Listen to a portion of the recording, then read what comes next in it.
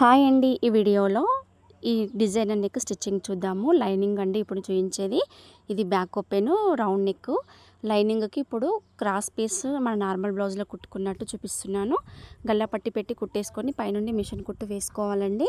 2 పార్ట్స్కి separate చూయించాను కదా. ఇప్పుడు ఇది మెయిన్ ఫ్యాబ్రిక్ అండి. మెయిన్ ఫ్యాబ్రిక్ కూడా కింద ఓపెన్ చేశాను, బ్యాక్ ఓపెన్. వీటికి కూడా క్రాస్ పీస్ తీసుకొని నెక్కులు అనేవి స్టిచ్చింగ్ చేసుకోవాలి.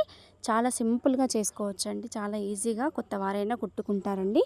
మీకు గనక ఫుల్ వీడియో కావాలంటే కామెంట్ చేయండి. తప్పకుండా మీకు అర్థమయ్యే విధంగా సింపుల్ మెథడ్లో అప్లోడ్ అయితే చేస్తాను. వీడియో నచ్చినట్లయితే తప్పకుండా లైక్ చేయండి, కామెంట్ చేయండి, ఛానల్ సబ్స్క్రైబ్ చేయండి.